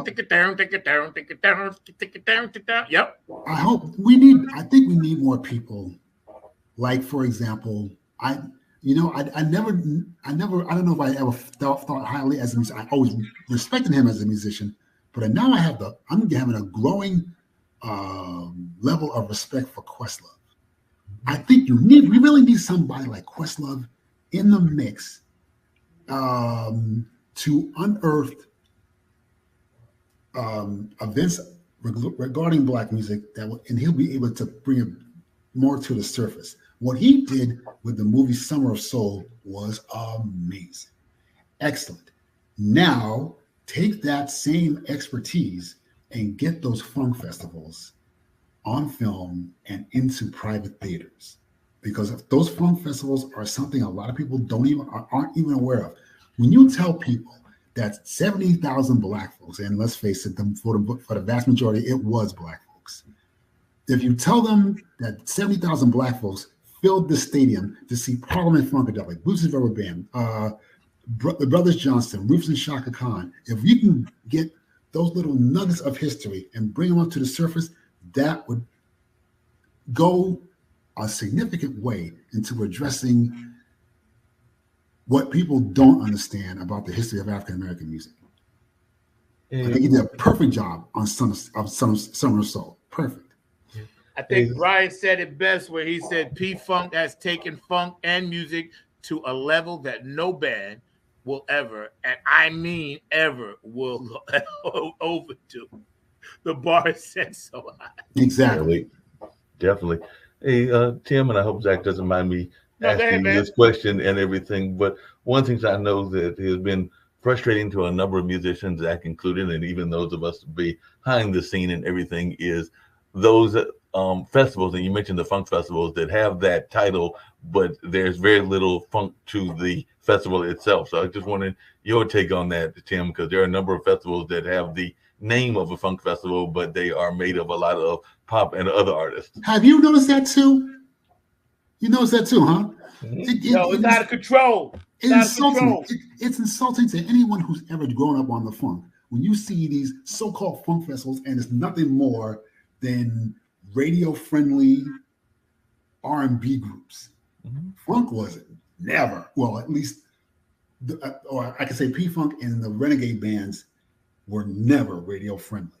So I'm not sure where they're coming from with this whole funk festival thing when not one of these bands is remotely. The word is marketable, and that's the problem that we're dealing with down here with my management, myself, and this and that. Marketing the right, correct word. Because when you market funk on its own, people don't really gravitate and dig it because they don't really know what it is. And we're seeing that. But then when you just market the brand and the name, like we know, and then the young people get it because it's a hippie vibe. But when they start saying funk is R&B, then what is R&B?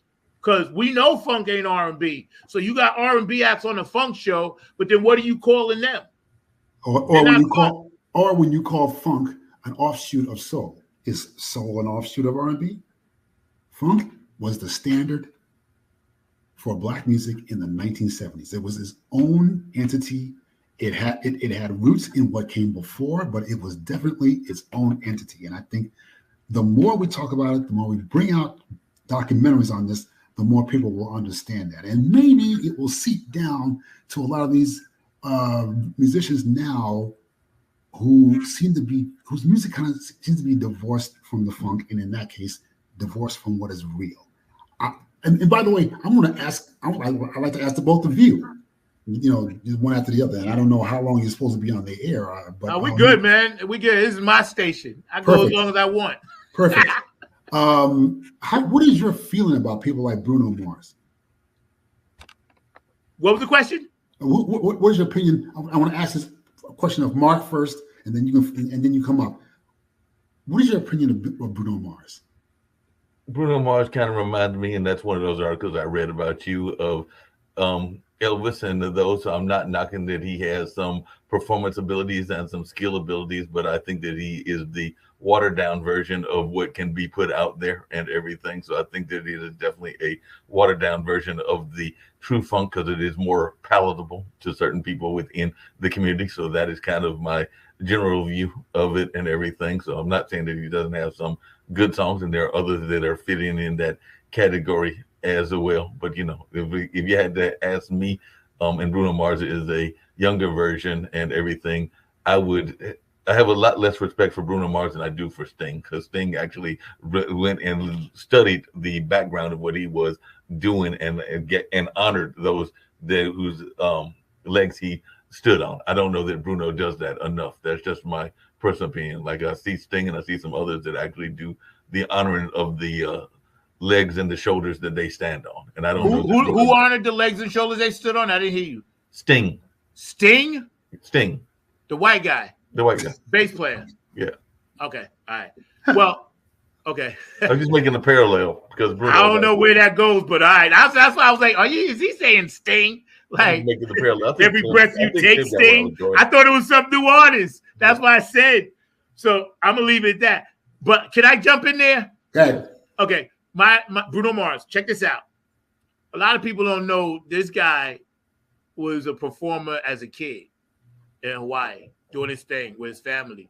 And he studied intensively Jackie Wilson, because when he came out in that short tux at the Super Bowl, he did it to honor those guys. So my opinion of Bruno Mars is that I taught my daughters about Parliament Funkadelic, right? And what that was. They know Mahalia Jackson. They know the Five Blind Boys. They know James Brown, Sly Henry. I taught them all history.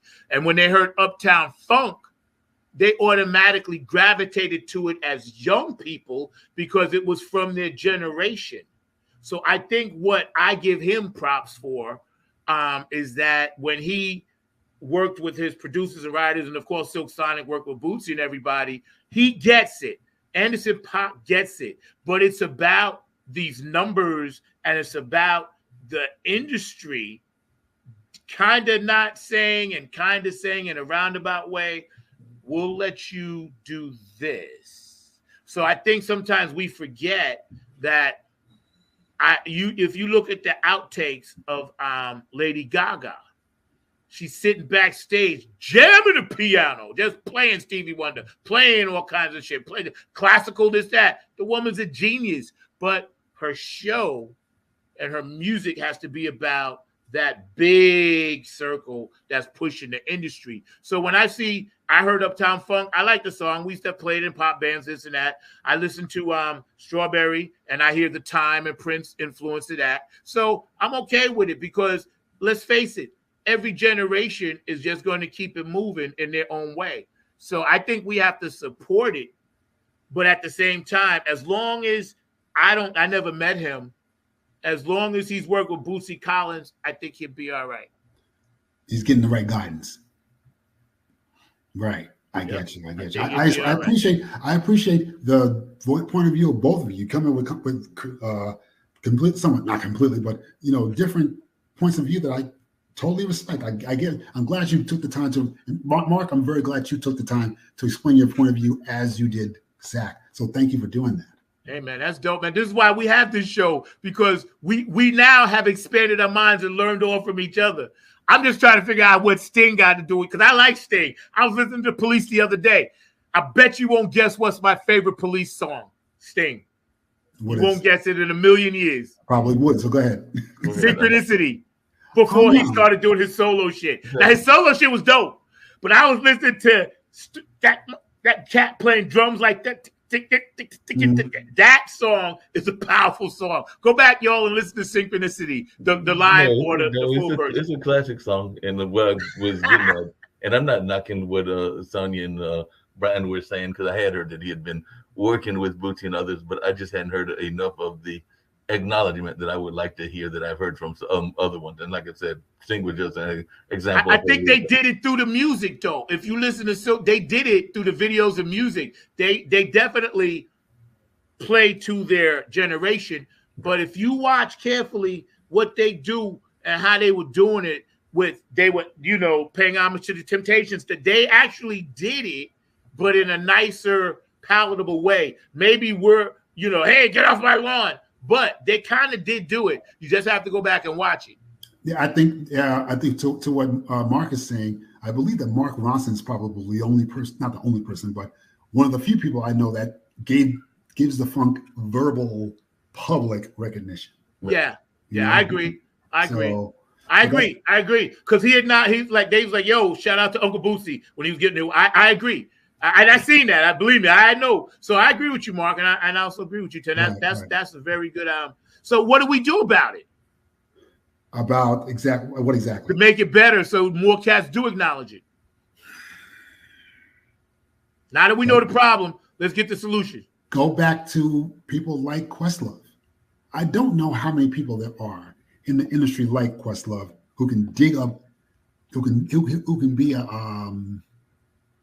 dig up artifacts of funk music culture and bring it out in a way that he did with Summer of Soul. If you can do that, could you imagine? Think about this now, for him to maybe be able to, for example, unearth the 1977 Funk Festival from LA and just put it in. You don't need. We're not talking about like major theatrical release. We're talking about art theaters here and there.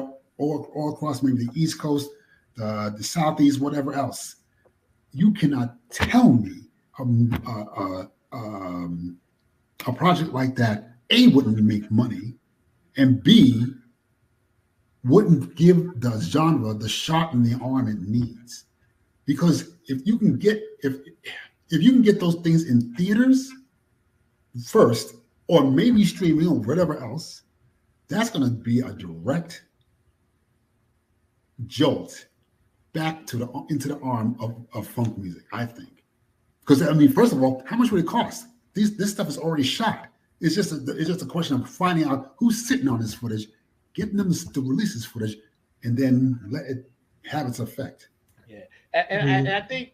Oh, go ahead, Mark. I'm sorry. No, I just had another, and I know I'm redirecting it. Yeah, but we gotta get out. We gotta get out. But I got a quick question. I'm curious to hear Tim's thoughts about and everything. I know it's the whole notion of the funk music and everything, but there is a major strike that is going on and everything, and some people are wondering the impact of AI and other things on the creative world. So I just wondering your take on that, Tim, as one that is in the creative space. And I know that even Zach is training some kids, and I sometimes wonder if these kids are going to be replaced by some of the artificial things that are out there as well. But I'd love to hear your take on this, Tim, and if you've got any thoughts as to whether this is a danger we need to be concerned about.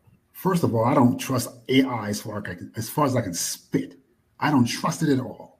I've seen it work. I've seen it used for too many. I haven't seen it used for anything as negative as it is for something that's. I haven't seen it used for anything positive as it is for the things that are negative. I've seen it.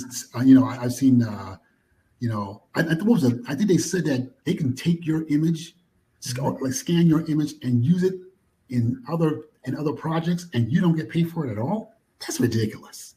That's unheard of for me. And I tell you this though, I'll tell you who is emerging as the winner, not the winner, but the hero of this movement. Fran Drescher. Is she surprising people or what? She got into the center of this as leader of the Screen Actors Guild and is speaking her mind in a loud and proud way. I don't know if I've ever had any real connection to this woman other than The Nanny, which I sometimes watch reruns on it. And it's respectably funny. But now this woman is coming into her own. She is the hero of this movement right now. Yeah. I don't know if that answers your question. I hope it does. No, that definitely answered the question. I watched a little bit. Let me jump in, Marcus. We got to go. I watched a little bit of it. I don't know exactly because I got to get more details on this strike. I just wanted to get to some of these comments. Hold on. Let me get back up here. Okay, we're gonna start with da da da da da da da da da da.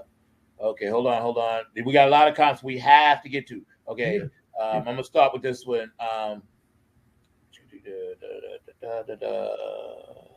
Hold on. Okay, Bruno. Oh, Bruno is funky, but he is watered down funk as opposed to the real funk.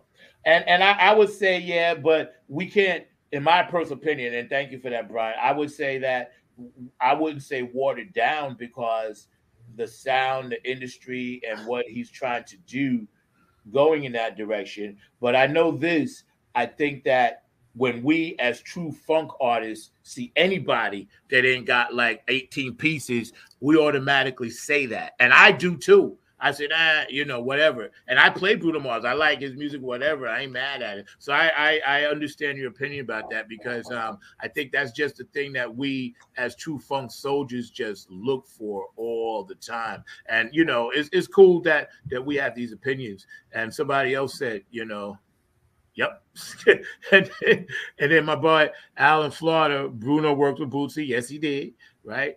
And Sonia says, yeah, it's all good. I'd rather listen to Bruno than any other mainstream artist. He is influenced by the funk. Bootsy Prince, he's helping to keep a funk alive with the younger audience. That was my point, Sonia. I totally agree with that. And we need that because we can only do but so much as the gatekeepers. Bruno tries to give homage to the real funk because he loves funk, but he's not the real funk. Yeah, no doubt. We know what the P is. Bootsy can guide him, though. Yes, you're absolutely right about that. And then Al jumped in. Sting's band was Omar King Dow Jones. Right. Thank you, the Jazz Cats. That was the band. Now, that was the one. But back in the day, I just listened to the drumming and Synchronicity, and I know how Stuart Copeland plays the traditional grip. And if you ever watch him do it, he's slamming his hand sideways like that. And I'm a drummer. I couldn't do it like even once, let alone twice. That's why I love Synchronicity. Dr. Brookenstein says, yes, for sure. Synchronicity Part 2. Love that song. Yeah, it's dope. Sonia's like, okay, let's get back here. And we talking about Bruno again. Silk Sonic, Bruno, Pack, and Bootsy was a breath of fresh air on the radio. Yes, it was. And I absolutely loved it myself. And I got a chance to hear it a little bit before it came out. Man, not to hijack, but we need to give Pleasure their flowers. Pleasure, yo. Of course. My man, Al, we got you, bro. We ain't going to leave them out because you're not hijacking at all. Get on the thread, man, and just pop these questions out because this is what we do over here. Pleasure was dope, and I was listening to him just the other day. I have him on my playlist. Silk Sonic, Bruno Parker, Bootsy with the Breath of Fresh Air. Yep, we did that. And also, too, Questlove is that dude. Getting back to what you said, man. And it's dope. You know, I can always ride and glide jealously with pleasure. Hold on, we got some more comments. Oh, go ahead. Okay, I just want to make one quick point. Sometimes I get into this thing with, you know, on the Rock and Roll Hall of Fame website in regards to, you know, the people that were inducted from Parliament Funkadelic and what people they left out, which was very unfortunate because they left out the women, they left out Tara Ross, they left out a couple of people. I do believe that if you had a Questlove type of individual in the Rock and Roll Hall of Fame, because I don't know if he's on the Rock and Roll Hall of Fame nomination board now, but if you had something like that, somebody like that in 1997, a lot more members of P-Funk would have gotten in. That's why I give Questlove a lot of props. And we have to make sure that we do not forget in Dayton, Ohio, David Webb and his team, the Funk Chronicles, the Funk Hall of Fame. We need to figure out, because I'm pushing that like crazy. You know what I'm saying? Only because it's a Hall of Fame of people that I dig that were left out of the Rock and Roll Hall of Fame. How you going to leave out Slave? Chaka Khan just got in. How you going to leave out Pleasure? How you going to leave out Mother's Finest? I can address that, but we don't have time. No, we'll get into that. Yeah, no, we're going to do it. This is part one, bro. You coming back for at least 3 or 4 or 5 I was going to ask about that. I would love to do a part two. No doubt. This is a given. That when we get into these, it's always like come back a couple of weeks later. We just do this because now you're a reg on the show. So this is how we do. One more comment, and we're gonna get out of here. The Roots need to bring out a new album. Not only was I able to meet, directly connect with you, but directly connect to Mark, because Mark has got some great ideas in his head, and I'm glad we connected like this. Oh, I always bring Mark in. He's a producer, been here from the get-go, and we chop it up like this. And he's also patient. He's also very patient. Yeah, and he works with you, and I yelled at him. So that's just the way it goes. So you know what? Thank you, Sonya. It is a great show. So you guys out in the audience, give yourselves a great hand. Brenda, I hope you feel better. I'm glad you're home from the hospital. I love you up in Ohio. I always give my guest, and today my guest was amazing. This gentleman came on, took his time out, spent 2 hours with us today. We had a really good, stimulating thread. Everybody out there was giving their great opinions, and we love them all. Every opinion is validated, and every opinion is important. And we appreciate them. Keep them coming in, because we're trying to build this show and grow it and grow it and grow it. And you guys can always watch this to your heart's content, because it's always there. And, we just appreciate you guys so much. So thank you for coming on. I'm going to give you the full screen, and we always let you just say whatever it is that comes to your mind, because we want you to I want to get this comment up for you first. Oh, no, not that one. Sorry. While you're doing that, Zach, don't forget that at 3 p.m. tomorrow, speaking of David Webb, we are as part of the 9 on the Grind. We do have that show that will be airing at 3 p.m. on Sunday, because that is part of the 9 on the Grind network. So that has been running consistently now for almost a month and a half, and it will be on again tomorrow as Has it been that long? Wow. Yo, that's dope. Month anniversary. Yep. Yo, thank you so much, Mark, for jumping on. We give Tim the full screen. I'm going to get off. You can take yourself off, and, just go ahead and. Thank you for letting me express myself on this in the context of this interview. It was fantastic. I'm very honored to be able to sit here and talk to everyone who's in listening distance about how important the funk is to all of us, and how obviously important Parliament Funkadelic is to our souls. And I know it's been a constant stream of nutrition for my soul for the past, 45 years. And hopefully it'll play that same role for 45 more. Thank you very much. Yo, man, it's been nothing but the funk, always about the funk. All the true funk soldiers, Club Funketeers, and ambassadors out there, thank you from the bottom of my heart. Take this unconditional love, go out, spread it around, and love somebody today. And remember, funk, not fight. Let's Perfect. Get out of here with some Bootsy Collins, yo. Don't let it cry. Don't let them cry.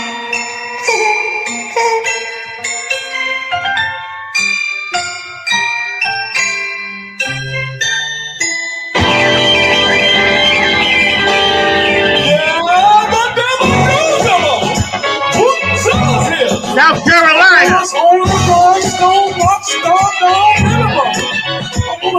North Carolina, Virginia, Georgia, Florida, H-Town, Houston, Texas, New Orleans, Oklahoma. Tim Kelly was with us today. Love Puppeteer. Mark Lee was in the house. Philadelphia. 14 karat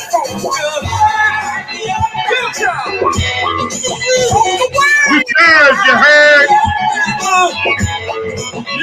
New York City. Staten Island, Bayshore. Hometown. Ohio, what's up, Brenda? Glad you home, baby. Boots and panties. We got you. From the front seat. That's right. Detroit. Minneapolis. Come this remote control unit. I hear you up there in the purple land. North and South Dakota, Chicago, Illinois. Nevada, hi Joanne. California, what up, Big Dub? Hi Susan. Washington State.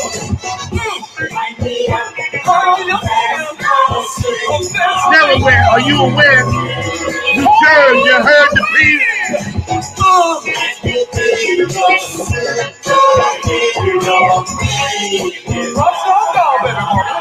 Nothing but the funk, y'all.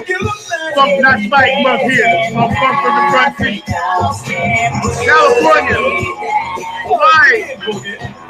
Samoan doing the Humpty Hump. Tokyo, I'm Young High. Say yo. Funk not Spike. Japan, Germany, Australia, England, Dubai, Africa. Puerto Rico. I'm a rhinestone, all around the world for the fun, from Antarctica to the South Pole, east to west. You know the funk is the best.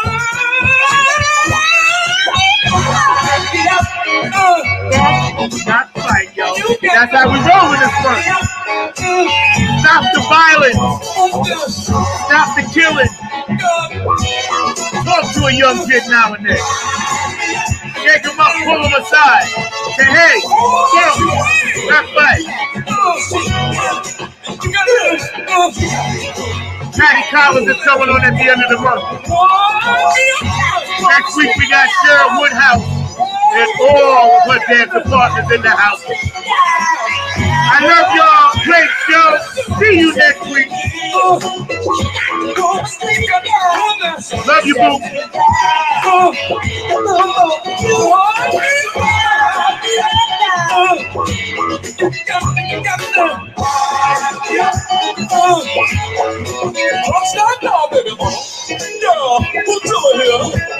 The pride of every hour.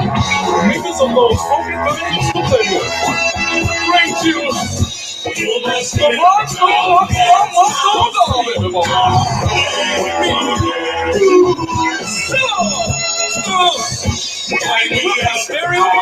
If you don't feel good now, I don't know what to tell you. My main man, Tim, was with us today, man. I love you, Mr. Kelly. Thank you so much. Appreciate you, man. Your guidance, your strength, your love. And peace out. You, and blessings to your sister. And we will keep her in our prayers. And God bless you for doing that. You're an amazing human being. I'll be calling you later. I'll send out a thank you post as I always do.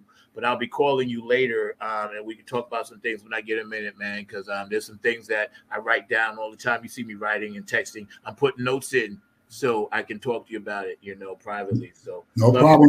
No problem. I'll be here. All right, man. We send Mother Donna McCoy as well. That's right. Mark, can you get us off the air, please?